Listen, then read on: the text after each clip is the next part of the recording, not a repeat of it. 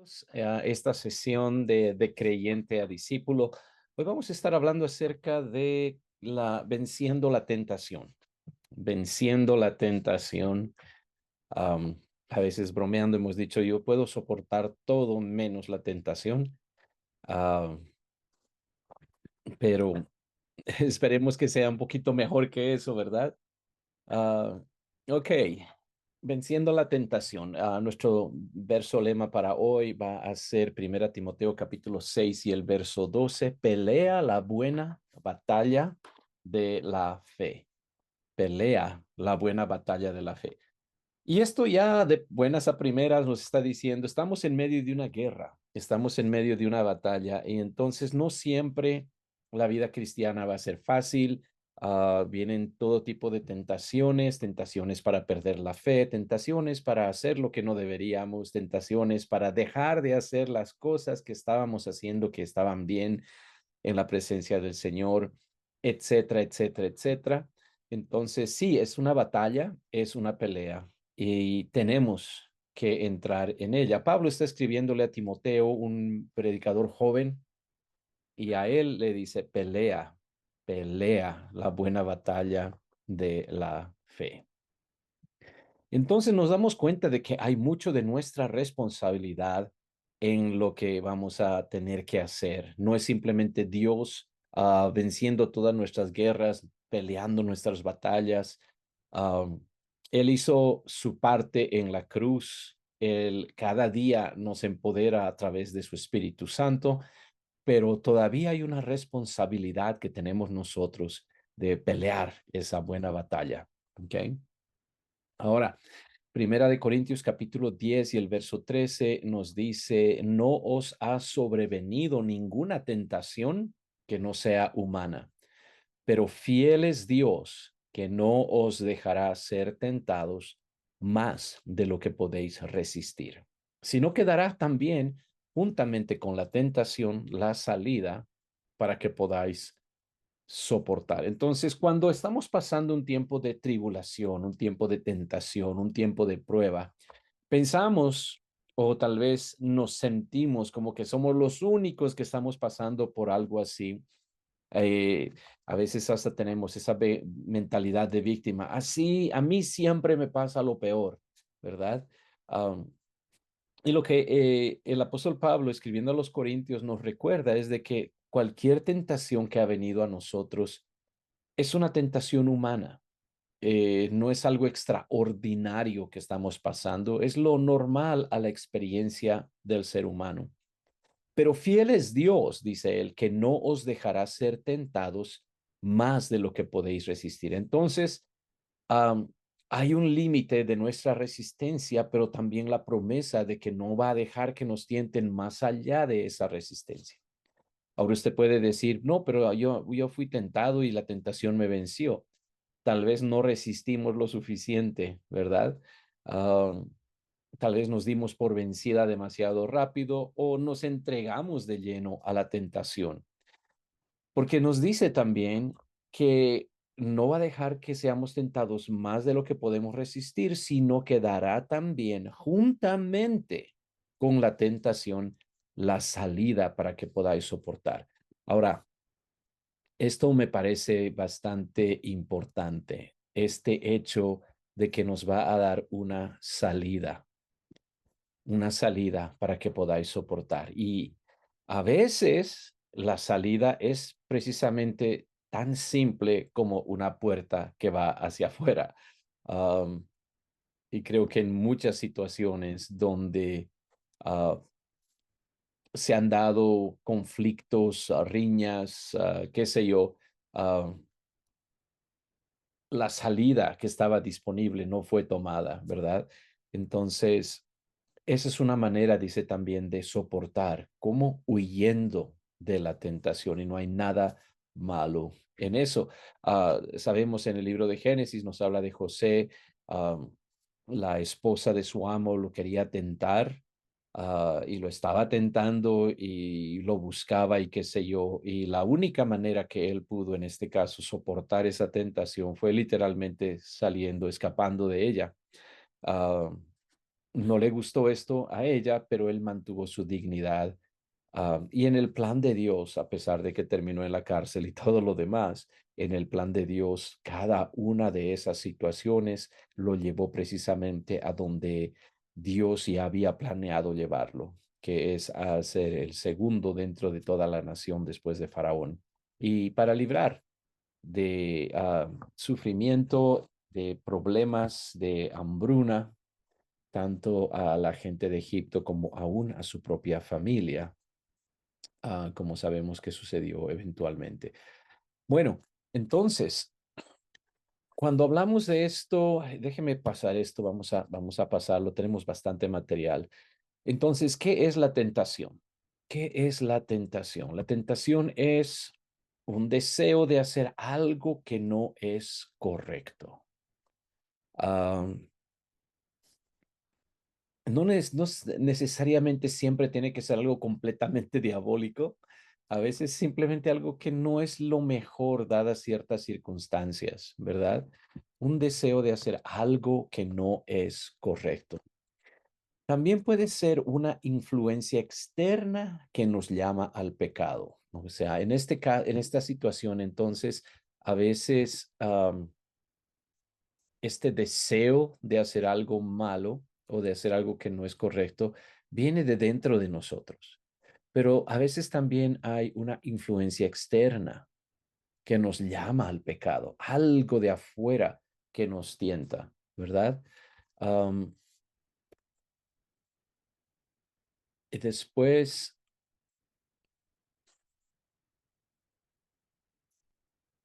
una debilidad interna que nos entrega al pecado, ¿ok? Una debilidad interna que nos entrega al pecado. Y cada uno de nosotros debería conocerse lo suficiente para saber cuáles son sus propias tentaciones.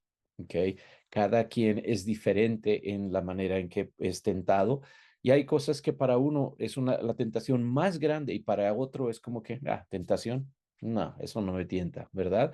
Entonces, tenemos ciertas características, ciertas cosas que ya sea por la manera de ser como somos, tal vez puede haber un deseo que nos lleva a hacer lo que no es correcto.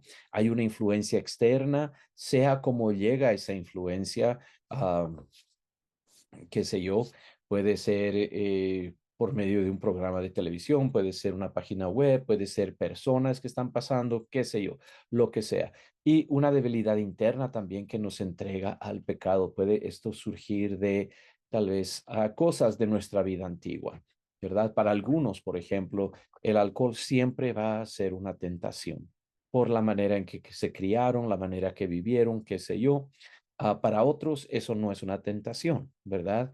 Pueden poner un paquete de 12 cervezas frías, el día está caluroso, no me va a tentar en nada, ¿ok? No me gusta la cerveza, ni el vino, ni el ron, ni el whisky, ni nada de eso. Entonces no es una tentación, pero para otros sí, dependiendo su debilidad interna. Y la tentación es más efectiva cuando estoy lejos de Dios. Eso es muy importante. Entonces, ¿qué tenemos que hacer? Parte de lo que tenemos que hacer es mantenernos muy cerquita del Señor, ¿verdad? Es cuando hemos estado descuidando nuestra vida espiritual, nuestro tiempo de oración, nuestro devocional diario, no hemos estado escuchando prédicas, no hemos leído la palabra, qué sé yo.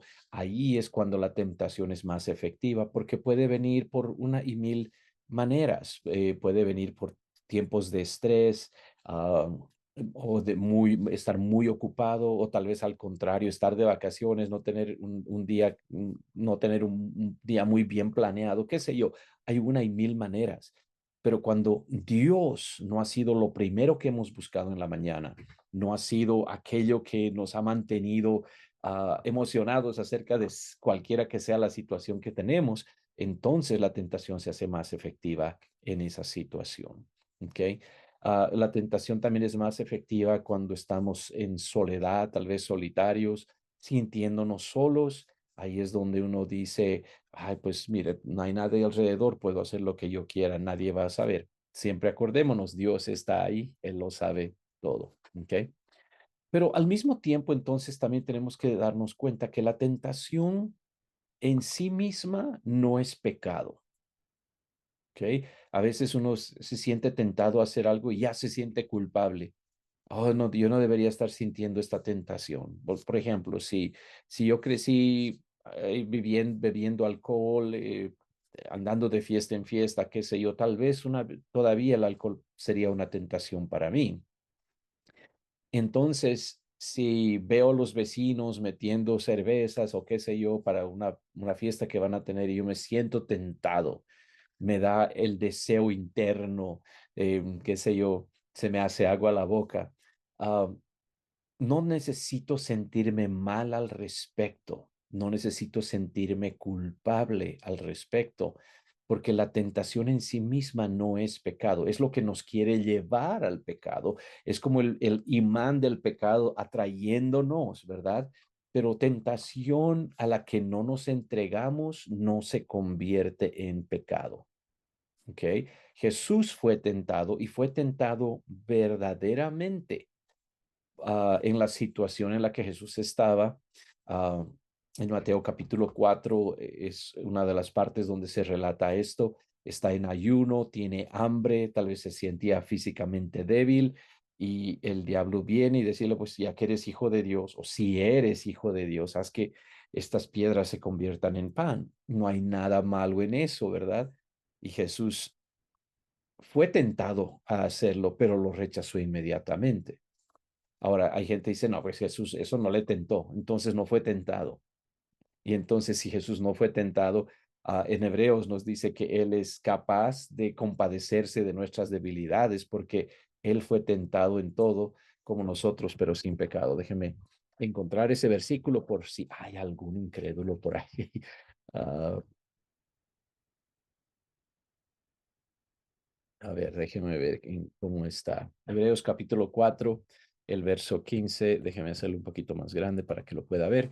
Porque no tenemos un sumo sacerdote que no pueda compadecerse de nuestras debilidades, sino uno que fue tentado en todo según nuestra semejanza, pero sin pecado. Es decir, aunque fue tentado, Jesús no pecó. Entonces, simplemente el ser tentado por algo no es pecado en sí mismo. El pecado surge cuando nos entregamos a esa tentación. Entonces, eso es importante de hacer esa distinción. ¿Ok? Lo otro que vamos a decir es que la tentación no es prueba de que no soy salvo. Tal vez esa misma persona viendo el vecino meter esas cervezas frías, mucho hielo, qué sé yo, junto con esas carnes que van a asar, ah, y se siente mal, dice, tal vez no soy salvo porque todavía tengo ese deseo, todavía me tienta, o sea, no lo haría, pero desearía hacerlo, si, ojalá no fuera pecado, ¿verdad? Entonces, ah, no lo veamos de esa manera, porque una vez más, si somos tentados y nos acusamos o nos juzgamos a nosotros mismos, nos condenamos a nosotros mismos, ya comenzamos a dudar de nuestra salvación, esa puede ser una táctica del enemigo para desalentarnos y que abandonemos el camino del Señor.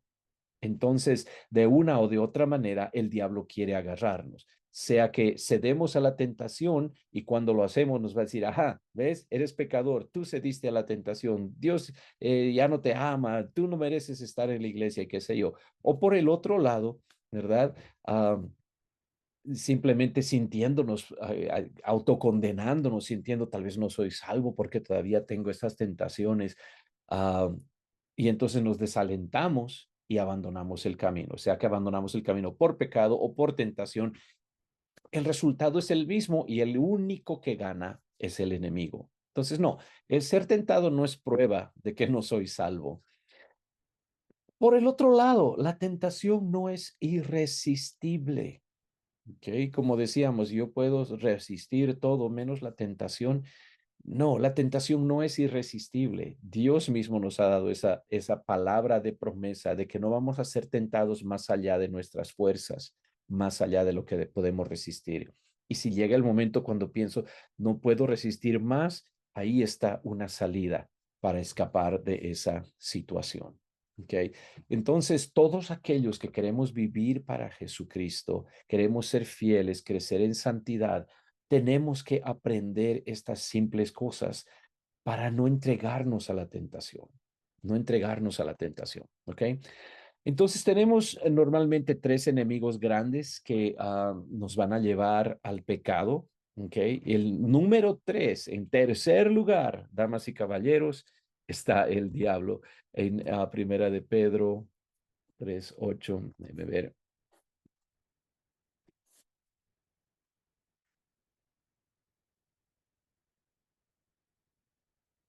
era, o 5:8, perdón.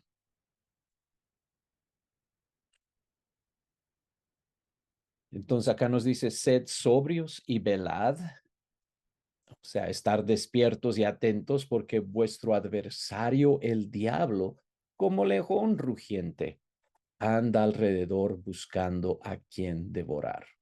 Y luego nos da esta palabra, al cual resistir firmes en la fe. Oh, eso está muy bueno. Mire, sabiendo que los mismos padecimientos, sea cual sea entonces, ¿verdad? Puede ser tiempos de tribulación, de persecución, de tentación.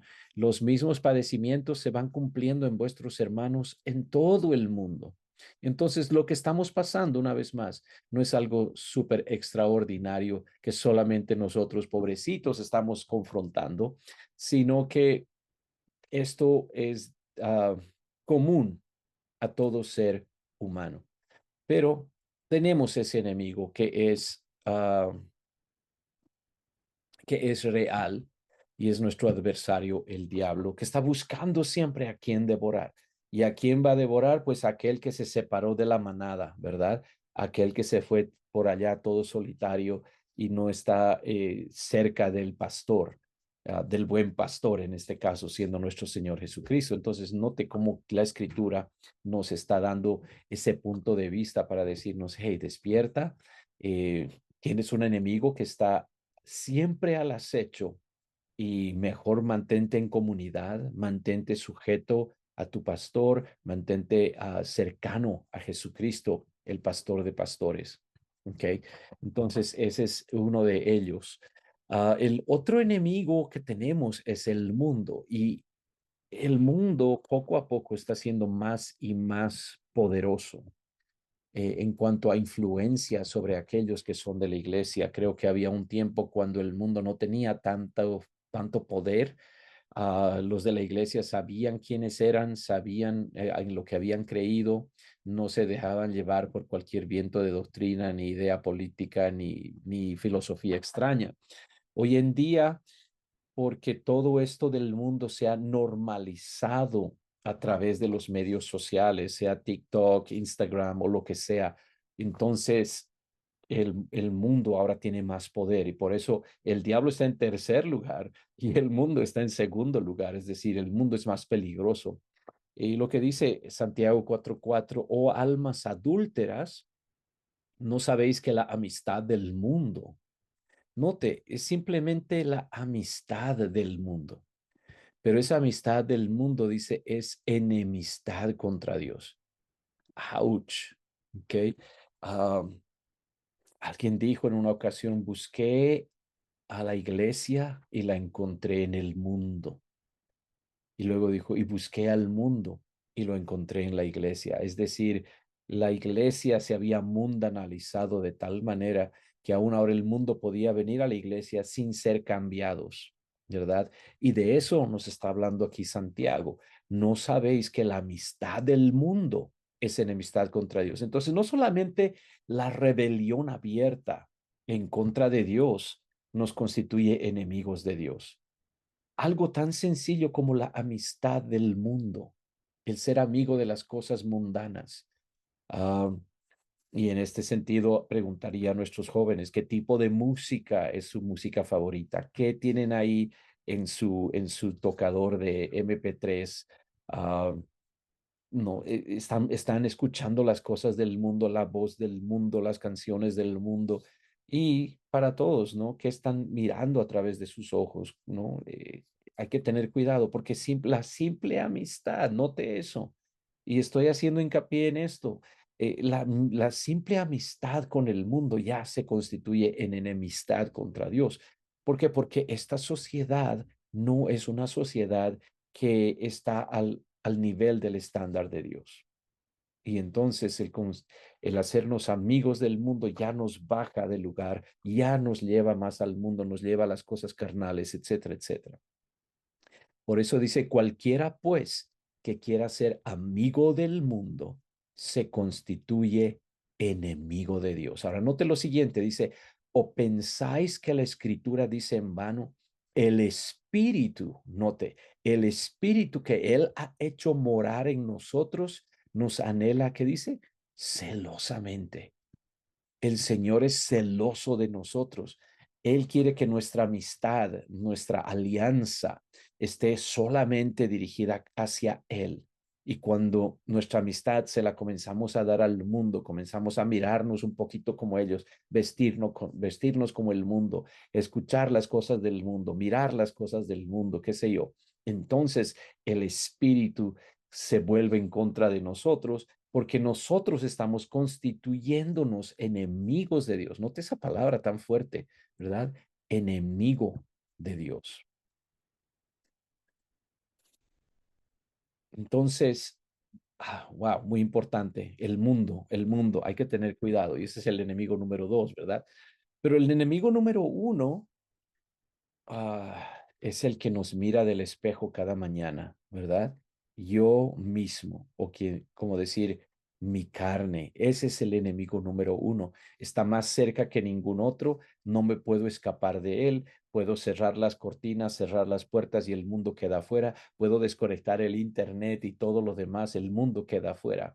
Ah, si mi casa es una casa que sirve a Dios en oración, ayuno, alabanza, sermones todo el día, el enemigo número tres, que es el diablo, no va a estar ahí. Pero no me puedo deshacer del enemigo número uno. No hay dónde escaparme de él, porque soy yo mismo. Gálatas capítulo 5, el verso 17.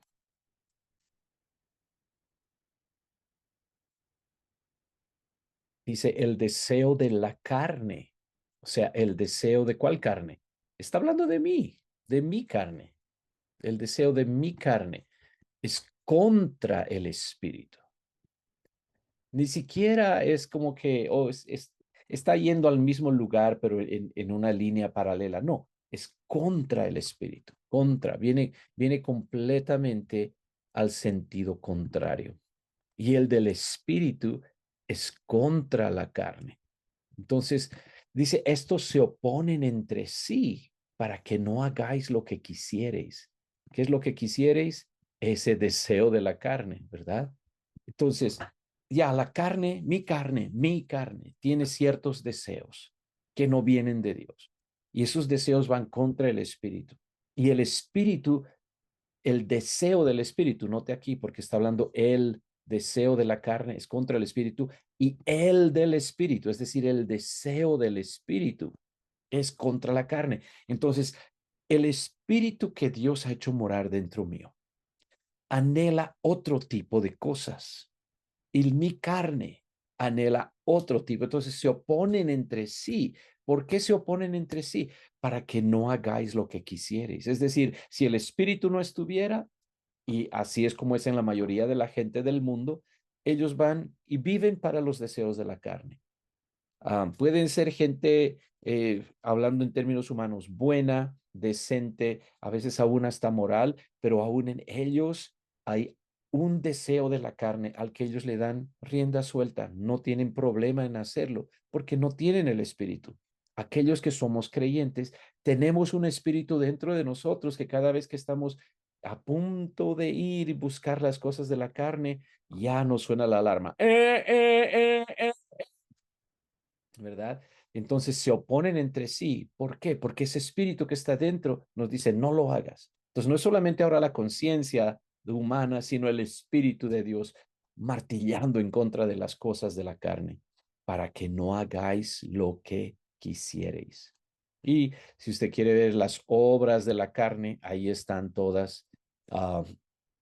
adulterio, fornicación, inmundicia, lascivia, etcétera, etcétera, etcétera. Todas esas envidias, homicidios, borracheras, orgías y cosas semejantes a estas. Es decir, ni siquiera termina la lista ahí, ¿verdad? Que los que practican tales cosas, los que practican tales cosas, no heredarán el reino de Dios. Así de importante entonces es la lección que estamos tomando en esta noche, porque si nos entregamos a los deseos de nuestra carne, vamos a practicar cosas que nos van a causar a perder la salvación. Entonces, aquí nos dice, os amonesto. Yo sé que hay lugares donde él dice, no, una vez salvo, siempre salvo, qué sé yo. Esa no es doctrina bíblica. La doctrina bíblica siempre es, estoy amonestando, dejen estas cosas, hagan esto otro, tengan cuidado de hacer esto, etcétera, etcétera, etcétera. ¿Por qué? Porque hay una manera de no heredar el reino de Dios. Hay manera de perder esa salvación y es si permitimos que la carne le venza al espíritu. ¿Ok?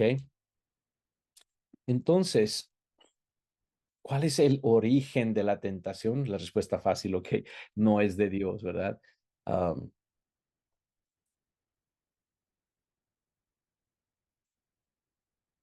no es de Dios. Dice Santiago 1:13, cuando alguno es tentado, no diga que es tentado de parte de Dios, porque Dios no puede ser tentado por el mal, ni él tienta a nadie.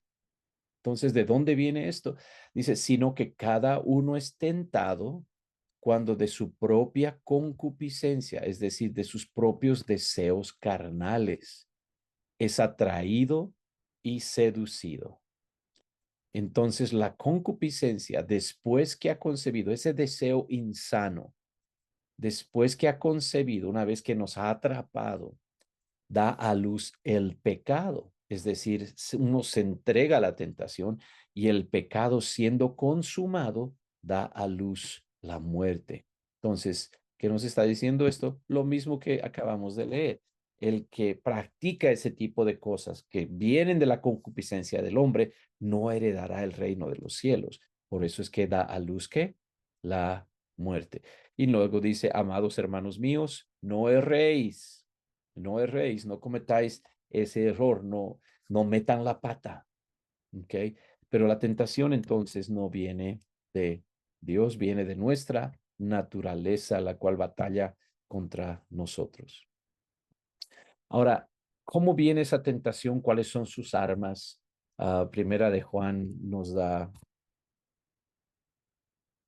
un ejemplo de eso, de ver 2:16.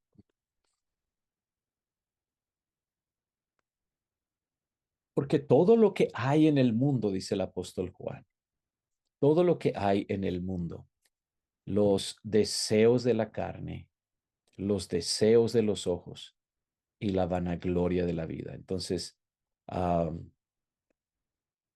vez hasta es un tipo de lista que nos está dando. Ok, tres opciones. Número uno, ¿verdad? Deseo de la carne. Número dos, los deseos de los ojos. Y número tres, la vanagloria de la vida, ¿ok? Entonces ahí tenemos las tres cosas que batallan en contra de nosotros. Estas, dice, no provienen del Padre. Entonces, note cómo es los deseos de la carne, una vez más, la concupiscencia de nuestra naturaleza humana, pero luego dice esto es, se hace peor por los deseos de los ojos. El ojo nunca se cansa de mirar, sea fuegos artificiales, sea un atardecer hermoso, sea una muchacha bonita, un caballero guapo, qué sé yo. Y también luego que tenemos la vanagloria de la vida, es decir, cómo me puedo exaltar, cómo puede la gente mirarme a mí y todos aplaudirme y qué sé yo. Entonces, todo lo que hay en el mundo y que hay en el mundo, según es Juan, los deseos de la carne, los deseos de los ojos, la vanagloria de la vida, no proviene del Padre, sino del mundo. Y el mundo pasa y sus deseos. Pero el que hace la voluntad de Dios, dice, permanece para siempre. Entonces, ah, vemos nosotros, estas entonces son lo que decíamos, las armas de la tentación, ¿verdad? Las armas de la tentación. Ok, ok, déjeme volver a mi presentación, si puedo.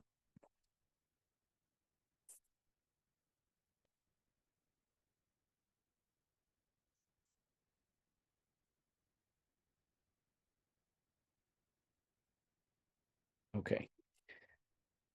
Y entonces luego tenemos, ok, un listado de lo que vimos, los deseos de la carne, los deseos de los ojos, la vanagloria de la vida. Y podemos ver esto en la vida de Eva, cómo progresa a través de todo esto, ¿verdad? Vamos a estar en Génesis 3, 6 y luego vamos a ir al verso 24.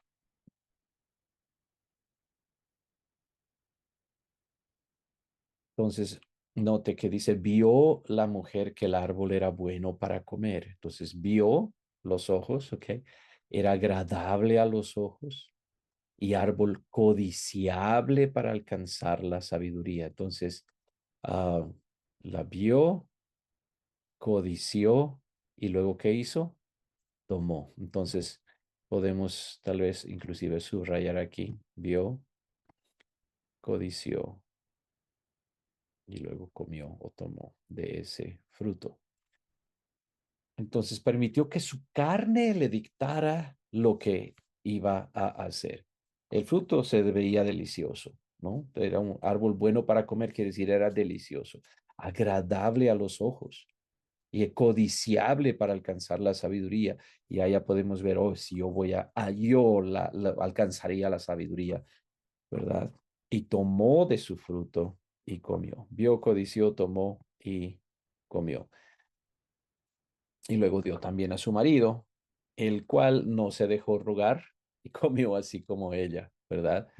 Am, y luego el verso 24, ¿cuál fue el fruto verdadero? Porque acuérdese que ella lo vio y parecía delicioso, me voy a hacer muy sabia, no hay nada malo en esto. ¿Y cuál fue el verdadero fruto de esa tentación y pecado? Echó pues fuera al hombre y puso al oriente del huerto de Edén querubines y una espada encendida que se revolvía por todos lados para guardar el camino del árbol de la vida. Entonces fue el hombre, el ser humano, fue echado del huerto del Edén y perdió la presencia y la comunión que solía tener con Dios. Y esto pasa cada vez que hay pecado. Cada vez que hay pecado, se pierde la comunión con Dios. Uno ya no está en la presencia del Señor, al abrigo del Altísimo, es echado fuera, ¿verdad? Y qué triste, porque ella pensó, oh, esto va a ser una bendición para mi vida. ¿Qué puede haber de malo en comer un simple fruto? Y ahí es donde tenemos que tener cuidado nosotros los cristianos, que cuando leemos algún mandamiento decimos, ese mandamiento no es tan importante, es una cosa pequeñita, no creo que valga la pena. Eva y Adán perdieron todo el Edén por haber comido un fruto. Seguro, le aseguro que nuestros pecados son un poquito más pesados que ese, pero aún así, cuán pequeñito diríamos nosotros que fue su pecado, note lo que pasó con ellos. Entonces, tenemos que tener cuidado. Acán es otro ejemplo de la progresión de esa tentación. Josué capítulo 7, verso 21.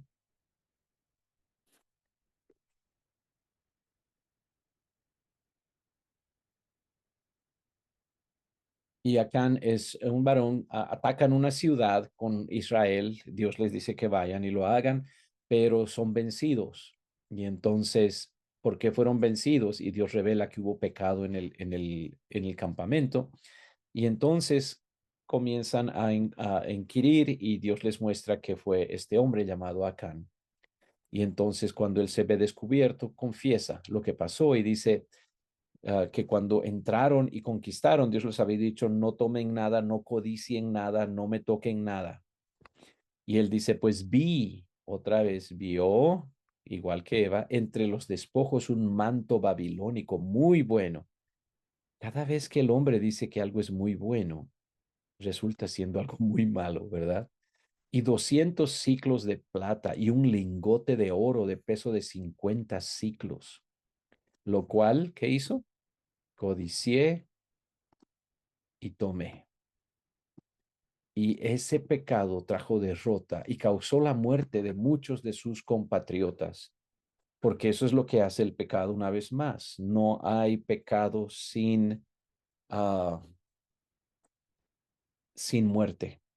Alguien muere, sea espiritualmente, físicamente, emocionalmente, siempre. Y entonces vi, codicié, tomé, y aquí que está escondido bajo tierra en medio de mi tienda, y el dinero debajo de ello. Entonces, ¿cuál es el fruto de ese pecado? Entonces Josué y todo Israel con él tomaron a Acán, hijo de Zera, el dinero, el manto, el lingote de oro. Pero note esto que es triste. Sus hijos, sus hijas, tomaron todo eso, sus bueyes, sus asnos, sus ovejas, su tienda y todo cuanto tenía, y lo llevaron todo al valle de Acor. Y le dijo Josué, ¿por qué nos has turbado? Túrbete el Señor en este día. Y todos los israelitas los apedrearon y los quemaron después de apedrearlos. Y levantaron sobre él un gran montón de piedras que permanece hasta hoy. Y el Señor se volvió del ardor de su ira. Y por esto aquel lugar se llama el Valle de Acor hasta hoy. Entonces, ese es el continuo fruto del pecado. ¿Ok? Podemos engañarnos. Uh,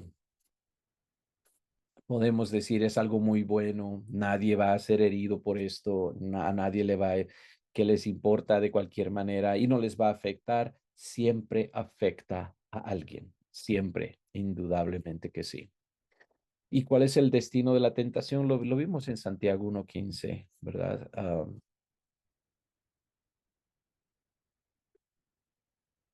Cuando el pecado es consumado, da a luz la muerte. Entonces el pecado consumado da a luz la muerte. Muerte espiritual, muerte física, siempre hay algo. Y ese es el engaño de la tentación. ¿Ok? Um, Gálatas capítulo 6, verso 7.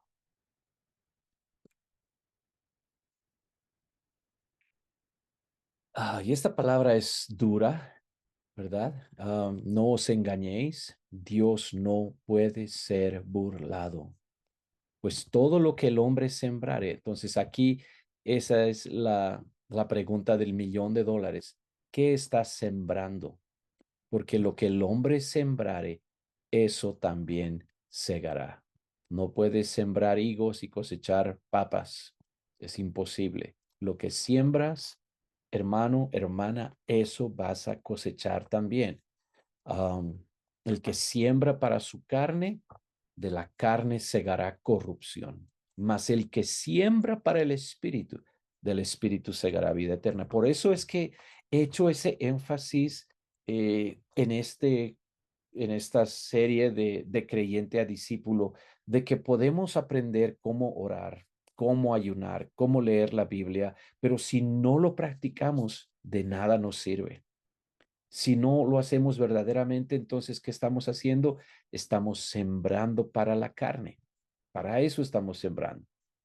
¿Ok? Y la carne engendra ¿qué? Dice el que siembra para la carne, de la carne segará corrupción.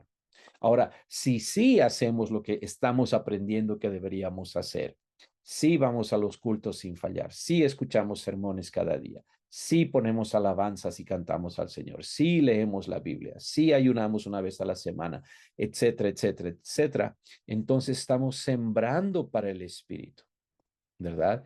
¿Y qué pasa con el que siembra para el Espíritu? Del Espíritu segará, mire, vida eterna, vida eterna. Por eso dice, no nos cansemos pues de hacer bien, porque a su tiempo segaremos si no desmayamos. ¿Ok? Entonces, por eso es importante que esto tiene que pasar más allá de simplemente teoría, porque la ley de la siembra nos dice que vamos a cosechar aquello que hemos estado sembrando. Ahora, entiendo que a veces es, ok, voy a fallar un día porque tengo esta situación, esto. El problema es que cuando nos acostumbramos a fallar, después se hace más y más común. De hecho, no le digan a nadie, pero estaba notando en la vida de alguien um, que, oh, no, que es cumpleaños de una amiga, entonces no puedo ir al culto. Después, es cumpleaños de mi mamá, no puedo ir al culto. Y después, que mis sobrinos tienen un partido de fútbol, no puedo ir al culto. Entonces, de lo que antes, en tiempos de antaño, que vamos a decir 2 años atrás, ah, no hubiera faltado a culto por nada. Ahora, la más mínima excusa sirve para decir no voy a ir al culto, no voy a ir al culto.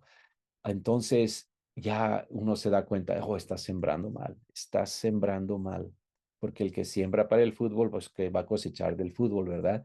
Y que entonces necesitamos despertar y tenemos que darnos cuenta de que ah, lo que vaya que vamos a sembrar, eso vamos a cosechar. ¿Qué es corrupción? Pregunta alguien. Corrupción es cuando algo se echa a perder. ¿Ok? Se utiliza de una mala manera o se echa a perder. Hablamos, por ejemplo, de políticos que apenas agarran el poder, ya se vuelven en gente muy corrupta, es decir, ya todo anda mal, ¿verdad? Ya lo que antes era para ley y justicia, ahora qué importa la ley, qué importa la justicia, ¿no?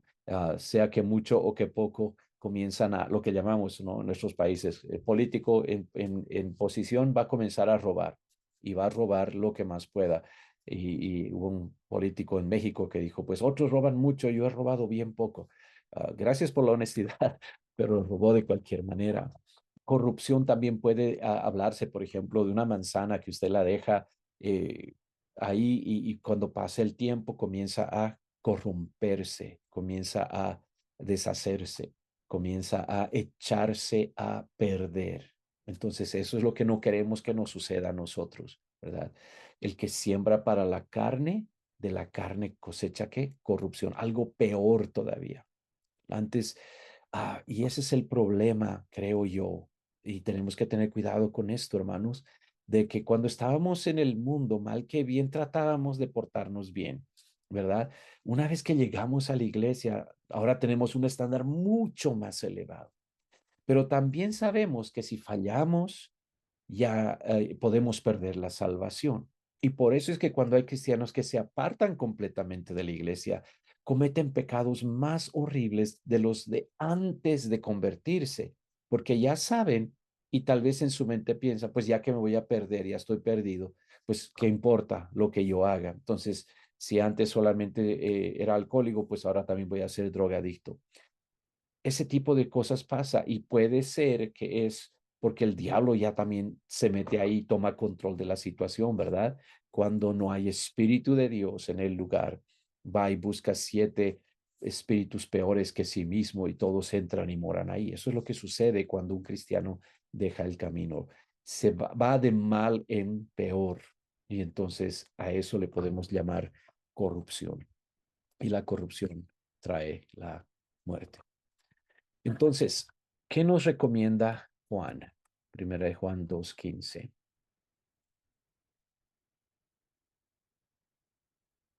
No améis al mundo ni las cosas que están en el mundo. Aquí nos habla de amar al mundo. Santiago nos hablaba de ser amigo del mundo. Pero no améis al mundo ni las cosas que están en el mundo. Y aquí todos estamos, uy, ojalá que no sea lo que estoy pensando, ¿verdad? Sea lo que sea que esté en el mundo, no merecen nuestro amor. ¿Verdad? Hay cosas que utilizamos, sean carros, sean casas, por necesidad, pero el amar estas cosas, que se conviertan en nuestro ídolo. Hay gente que pasa más tiempo lavando el carro ah, que leyendo la Biblia, ¿verdad? O qué sé yo. Entonces, hay que tener cuidado, tenemos que tener ese balance. Ah, las cosas que utilizamos son para vivir en este mundo, pero vivimos en este mundo como peregrinos, sabiendo que no somos ciudadanos permanentes, porque nuestra ciudadanía está en los cielos, dice la Biblia, de donde también esperamos a nuestro Señor Jesucristo. Si alguno ama, esa es la clave, ama al mundo, dice, el amor del Padre no está en él. Okay. Y habíamos visto entonces que esto de todo lo que hay en el mundo, los deseos de la carne, los deseos de los ojos, la vanagloria de la vida. A veces uno quiere una casa más grande solamente por la vanagloria. He visto y jóvenes y adultos también que compran a veces carros, por ejemplo, que van más allá de lo que deberían haber comprado. Y gastan, qué sé yo, 5,000, 10,000 dólares más, porque saben que cuando muestren eso a la familia, a los amigos, van a tener ese, wow, oh, eso es automático, oye, mira, tienes, wow. ¿Sabe cuánto tiempo dura ese wow? 5 minutos. 5 minutos que usted le muestra eso a su amigo o a su familiar y después, ¿quién va a pagar por ese carro por los siguientes 5 a 7 años? Pues usted. Entonces, ¿vale la pena? No, es vanagloria, es la vanagloria de la vida. Quiere el wow, ¿verdad? Y a veces hay jóvenes que trabajan en trabajos que no pagan mucho porque es su primer trabajo y qué sé yo, y todo lo gastaron y tienen que hacerlo en el pago del carro y en el pago de la aseguranza del carro, porque como tiene solo dos puertas y es como sport, ¿verdad? Deportivo, la aseguranza es muchísimo más. Y entonces tienen que trabajar. ¿Y para qué trabajan haciendo las papas fritas y las hamburguesas? Para pagar. Eso es todo lo que hacen. No tienen nada de ahorros para el futuro. Bueno, no quiero meterme en eso de las finanzas, pero ya, por si acaso. La vanagloria de la vida no proviene del Padre, sino del mundo. Y el mundo pasa y sus deseos. Note esto, pero el que hace la voluntad de Dios permanece para siempre. ¿Cómo puedo permanecer para siempre? Haciendo la voluntad de Dios. Esto es lo que deberíamos hacer. Entonces debería netamente olvidarme de este mundo, no amar al mundo, olvidarme de esto, olvidarme de esa vanagloria, olvidarme de los deseos de la carne, olvidarme de los deseos de los ojos. ¿Qué tengo que hacer? La voluntad de Dios. ¿Por qué? Porque así podemos nosotros permanecer para siempre. ¿Y quién no quiere eso para los suyos? Entonces, de eso se trata. De eso se trata vencer la tentación. Sembrar para lo que va a dar vida eterna, no para aquello que va a destruirnos o quitarnos la bendición, sea de nosotros o de nuestra familia. ¿Ok?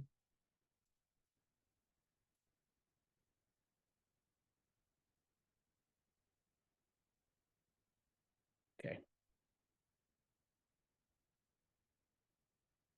Déjenme ver. Mm. Entonces, ¿cómo podemos nosotros vencer la tentación? Pues por nosotros mismos la realidad es que no podemos. No hay manera que podamos hacerlo por nuestras propias fuerzas. Entonces tenemos que depender de quién, de Dios. Y la Biblia misma nos va a decir que es por su poder y por su fuerza. Vamos a ver un versículo. ah, Hebreos capítulo 2 verso 18.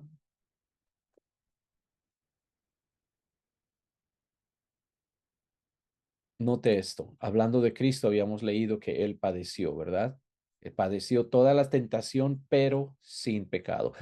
Pero ahora, lo que nos dice Hebreos 2:18 es, pues en cuanto Él mismo padeció siendo tentado, parece que la victoria que Él tuvo sobre el pecado, a ver, tal vez no fue tan fácil como pensamos. ¿Por qué? Porque está diciendo que padeció siendo tentado.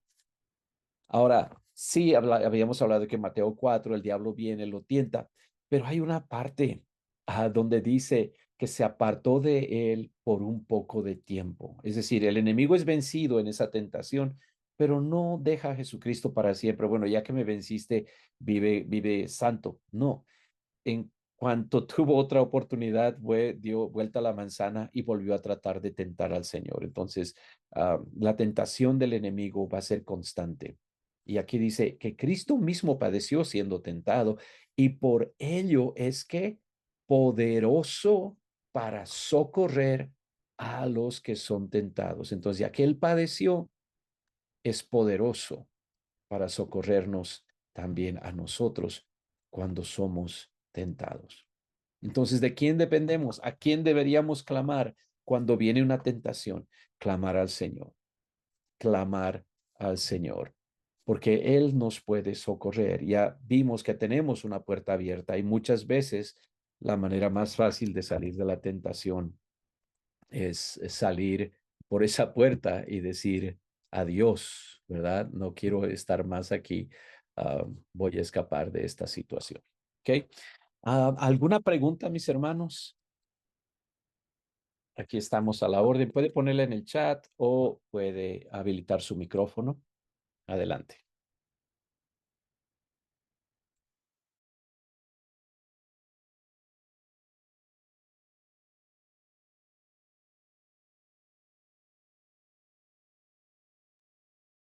Nadie quiere confesar sus tentaciones, yo sé, yo sé. Pero puede hacer una pregunta general, ¿ok? No necesita decir, hermano, cuando yo soy tentado a hacer esto y esto y esto.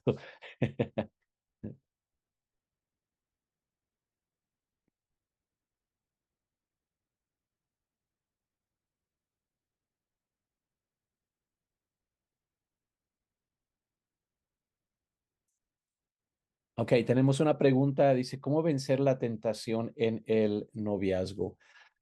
Ah, bueno, déjeme buscar un versículo que me viene a la mente.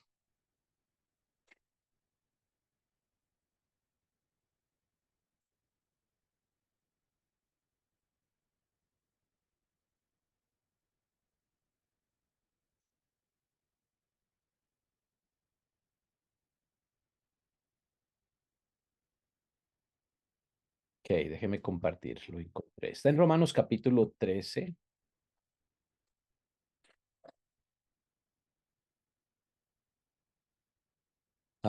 El verso 14. Note el consejo que tenemos acá. Déjeme hacerlo, si puedo, más grande. No sé. Ok, ahí está. Más bien, y esta va a ser el consejo que le voy a dar, ¿ok? Va a ser doble.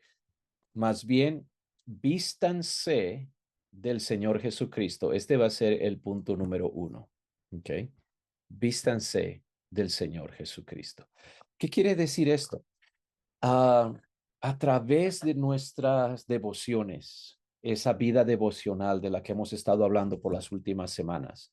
Una vez más, Biblia, palabra, sermones, ayuno, ah, ah, confraternidades, cultos, adoración, alabanza, todo eso tiene que ser algo de cada día, el pan de cada día, ¿verdad?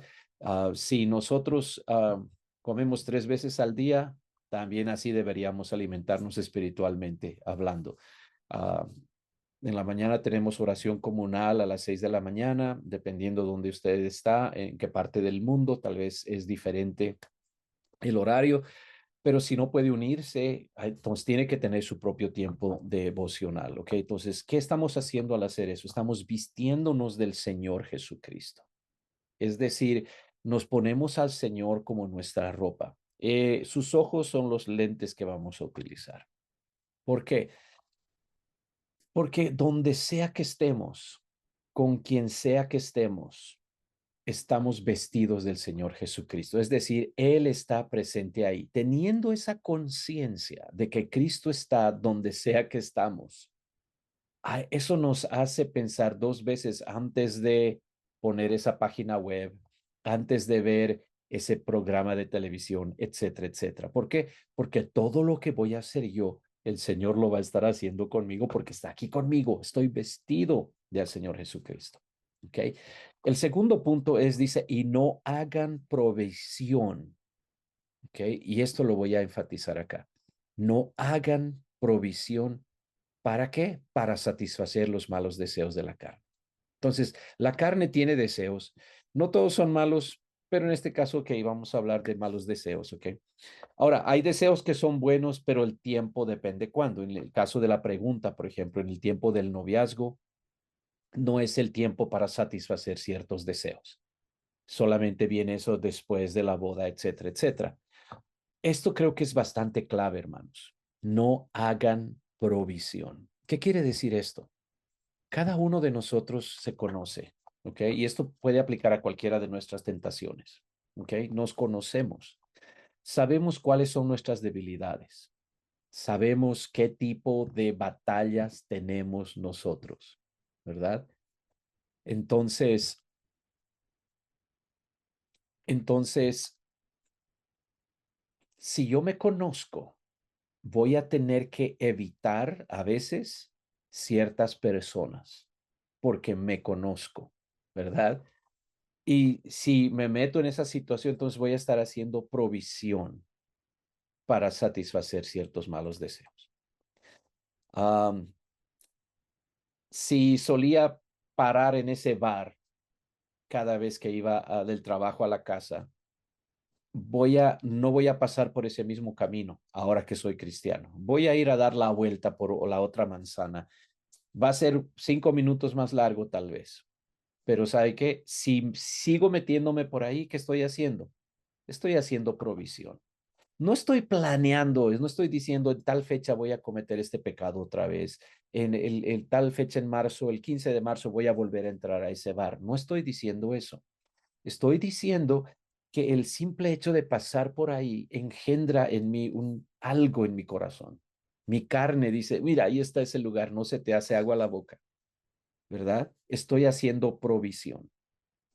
Si mi tentación viene porque abro el periódico y ahí están los avisos de, qué sé yo, la tienda Macy's, y ahí está mostrando la ropa interior y las modelos que están vistiendo eso. Oh, pues a ver, no, tal vez para mi esposa le voy a comprar algo, ¿ok? No creo que estemos buscando algo para la abuelita o la mamá, ¿ok? Como varones, simplemente tenemos que agarrar eso y sacarlo. Me acuerdo alguien leyendo un libro, él confesaba y decía, yo le pedí a mi esposa que antes de entregarme el periódico, ella sacara todas esos avisos, porque eran un problema para mí.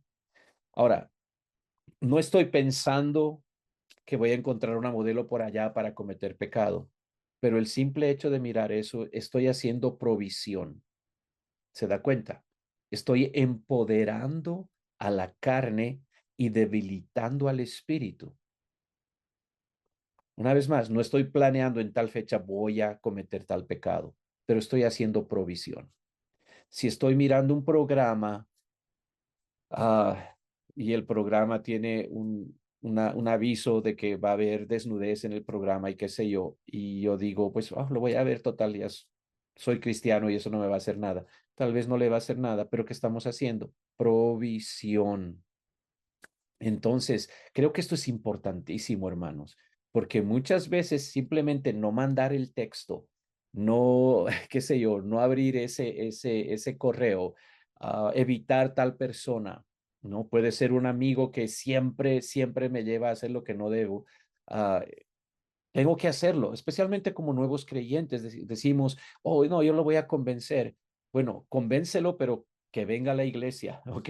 Y después vas con él junto con varios hermanos y lo llevas a comer, pero no vayas con él solo, no vayas a solas, porque él tiene una influencia y tú tienes que conocerte. No hagas provisión. Y lo mismo sucede en el noviazgo. Si ustedes dicen, mi amor, mi vida, nos vamos a reunir, vamos a leer el libro de los Hechos juntos, ¿qué te parece? Oh, sí, ¿en dónde lo hacemos? Pues en mi casa no va a estar mi mamá. Pues ahí ya lo hagamos para que nadie nos interrumpa, ¿no? Porque tenemos que leer todo el libro de los Hechos. Estás haciendo provisión para pecado. No estás planeando pecar, pero ya te estás poniendo en una situación donde no hay supervisión, donde de la Biblia, del milagro que hace Pedro levantando al cojo, ah, se van a poner a orar, se van a agarrar las manos y se da cuenta. Hemos escuchado 1000 historias de personas que han fallado al Señor, que comienzan con algo así. Nosotros teníamos planeado tal cosa. Habíamos ido al culto en tal iglesia y al regresar, pues me tocó darle un aventón, no había nadie con nosotros. Paramos un segundito para conversar. Estás haciendo provisión. ¿Ok? Entonces, todo eso es importante. Uno ya tiene que tener líneas trazadas antes de llegar a ciertas situaciones y decir, de aquí no voy a pasar, no importa lo que suceda. Es un no definitivo. Y tiene que ser mucho antes del momento del pecado, muchísimo antes. Porque cuando no hay esas líneas ya trazadas, después dicen, es que no nos dimos cuenta en qué momento. ¿Por qué? Porque no había ninguna línea, no había ninguna luz amarilla, no había ningún letrero de advertencia. Entonces, todo eso es importante. Cuanto más cercanos nos mantenemos al Señor, nos vestimos del Señor Jesucristo y menos hacemos provisión para satisfacer los malos deseos de la carne, más a salvo vamos a estar. Y obviamente a los jóvenes eso es fácil, les decimos nunca salgan sin una tercera persona y que sea alguien de confianza, que sea alguien que no le van a poder decir, mira, te doy un chocolate y vete para allá, ¿ok? ¿Se da cuenta? Tiene que ser alguien que sea suficientemente maduro, mejor si es alguien cristiano, etcétera, etcétera, etcétera. Nunca se pongan en una situación que pueda ser malinterpretado, porque aún ese es un principio bíblico, que nadie vitupere su bien. ¿Ok? Entonces, esas cosas son lógicas, son importantes y así de fácil. Creo que este versículo para mí es poderosísimo. De hecho, recientemente lo compartí con los varones. Pronto van a ver el video de eso. Ah, pero para mí creo que es muy, muy importante. Alguien dice, hermano, qué difícil es cuando la tentación ronda y ronda en nuestra mente y a pesar de que uno no quiere pensar en eso, la mente es poderosa. Sí, es así.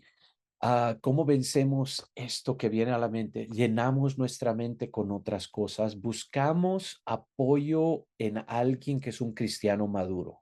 ¿Ok? Si soy un joven de 17 años, no voy a confiar mi tentación de tener intimidad sexual con mi novia a otro joven de 17 años.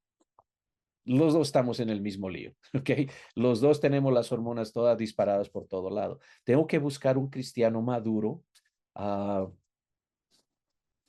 Cuanto mayor sea, es mejor. Yo sé que constantemente se dice, no, que los jóvenes se pueden relacionar mejor con los jóvenes.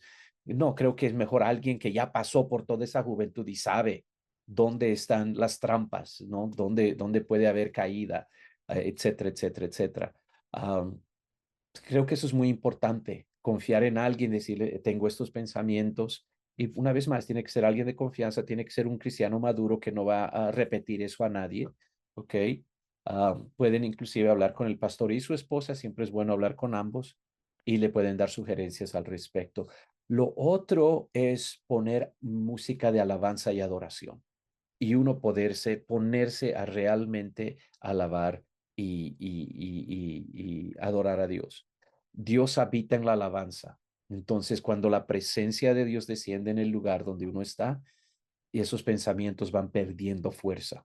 ¿Por qué? Porque hay más y más del Espíritu de Dios. Y luego leer la Biblia en voz alta. A veces aún es necesario reprender al enemigo. Seamos honestos. ¿Ok? Sé que es nuestro enemigo público número 3, pero todavía tiene influencia y a veces agarramos la autoridad que tenemos en el nombre de Jesucristo y le decimos, diablo mentiroso, te ordeno que salgas de aquí. Y yo lo que haría es le abriría la Biblia en Apocalipsis, donde habla del juicio del diablo, y comenzaría a leerlo en voz alta. Comenzaría a leerlo en voz alta. A él no le gusta que le recuerden de su futuro. Y resistid al diablo, dice la Biblia, y huirá de vosotros. Creo que es así de simple también. Ah, Simplemente hacer eso. Y no se olviden que siempre hay una puerta abierta, sea que es llamar al pastor, llamar a un compañero de oración, compañera de oración, qué sé yo, poner un sermón poderosísimo, ah, y ponerle atención o ponerme a alabar a Dios a voz en cuello y decir gloria a Dios, aleluya, y ser más, ah, que mi voz esté más fuerte que las voces que están en mi mente tratando de llevarme a ese pecado. Y con tal que no he estado haciendo provisión para satisfacer esos malos deseos, poco a poco vamos a tener la victoria. Al principio va a ser una batalla y con eso comenzamos, ¿verdad? Es una batalla, pero poco a poco esa batalla va a ser más fácil vencerla. Poco a poco la mente se va a ir acostumbrando a decir, oh, oh, no puedo vencerle a esta persona. A los jóvenes les decíamos, cuando el diablo te tiene así con todo eso, con tentación y tentación y tentación, comienza a alabar a Dios en voz alta. Comienza a alabar a Dios en voz alta. Y decíamos, la razón es por esto. Si el diablo se da cuenta cada vez que trato de tentarle en su mente, comienza a alabar a Dios, no me está yendo bien, porque lo que menos quiero es que esta persona alabe a Dios. Entonces, ¿qué va a hacer el diablo? Prefiero no tentarle, porque si cada vez que le tiento va a alabar a Dios, mejor la dejo entrar en paz y tal vez no va a alabar a Dios y tal vez se va a poner a hacer otra cosa. Entonces, tenemos maneras de ser tercos para Dios y cuando el enemigo quiera destruirnos, más nos acercamos al Señor Jesucristo. Amén. ¿Alguien más, hermanos?